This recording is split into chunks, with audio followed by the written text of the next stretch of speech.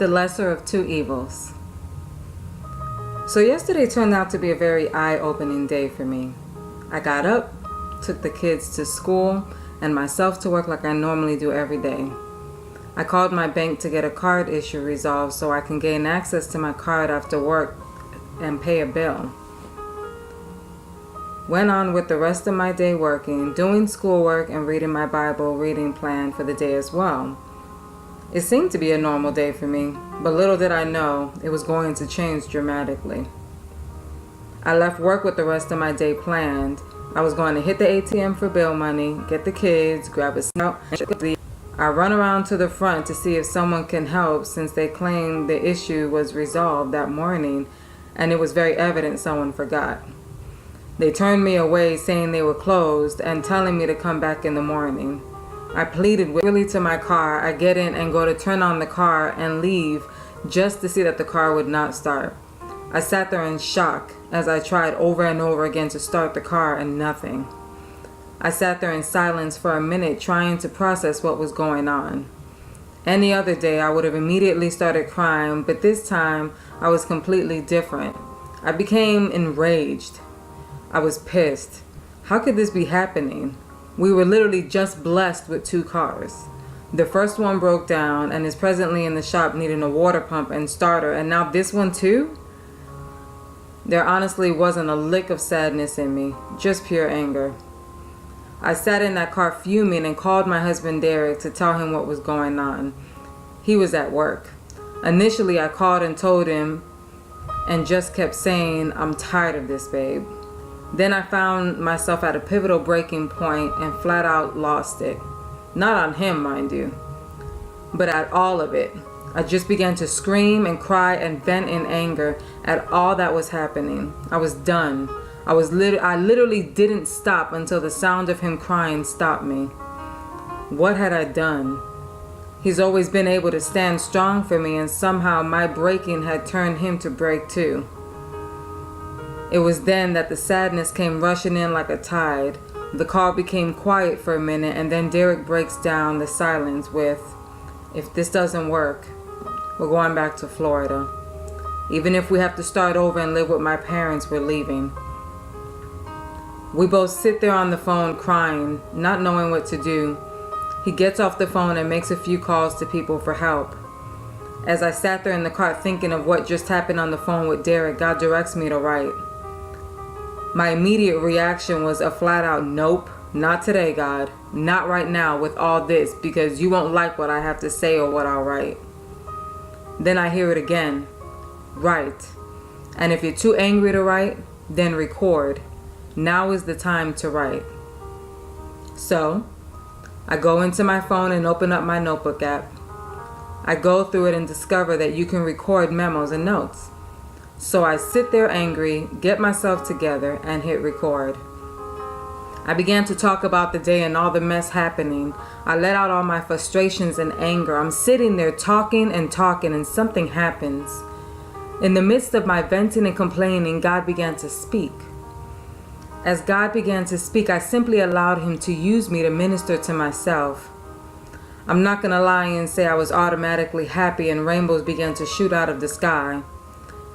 To be honest, I was a bit frustrated at the fact that he wasn't allowing me to wallow in my self-anger and pity. However, at the same time, he put it all into perspective for me and reminded me of my truth.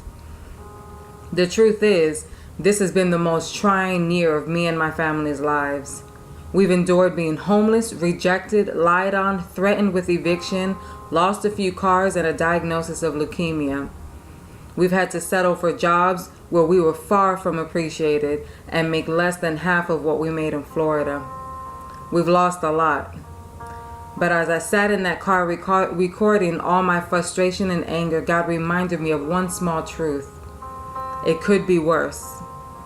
Had Derek and I stayed in Florida, we'd most likely be divorced or separated, living horrible lives filled with drugs, drinking, lust, and our kids would be God knows where.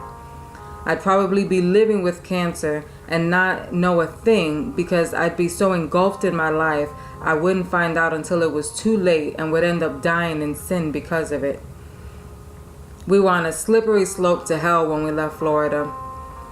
We may have been financially better than what we are now, but here in South Carolina, we've gained something so much more valuable. We've gained better hearts. We came here and we were pretty much stripped of everything so that God could build us up in His image and prepare us for ministry. I remember telling God years ago that I wanted a radical ministry, but I failed to realize that radical ministry requires radical tests. Proverbs 3:5-6 says, "Trust in the Lord with all your heart and lean not on your own understanding. In all your ways acknowledge Him, and He will make straight your paths." This means no matter what it looks like, trust God, knowing that He has the best in store for you, even when it feels like you can't win for losing. Trust God. Even when all your cars break down and you don't know what to do or where to go from there, trust God. We live our lives in such a way that when things go wrong, we immediately react to what we see with our natural eyes instead of taking a moment to reflect on God and what He may be doing in the supernatural. The Bible says to seek peace and pursue it. That means in the midst of a bad situation, take a moment to seek the peace of God and keep it. Even when you feel like you're going to flat out break down in the middle of a parking lot, pursue peace. I failed to do that last night.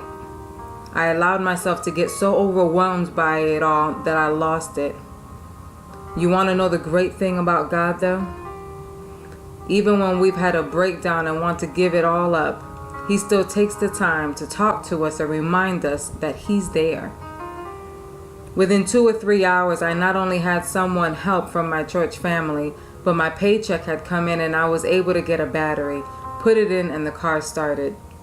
Still got home around 10ish and was able to get my babies to their nice warm beds.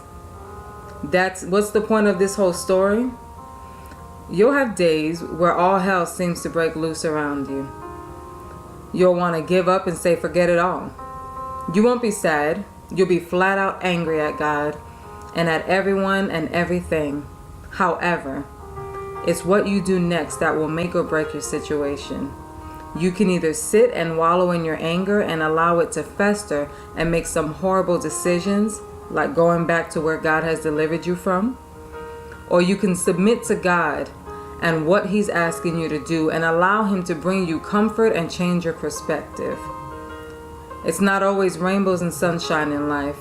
We have days where everything is going crazy around us, but with radical trials comes radical testimonies, and with radical testimonies come radical ministries. We only have one try at this thing called life.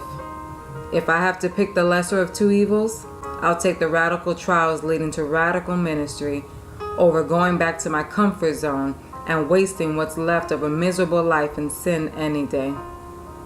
So as you go through whatever it is you're going through, no matter how rough it may seem, my question for you today is, which will you choose?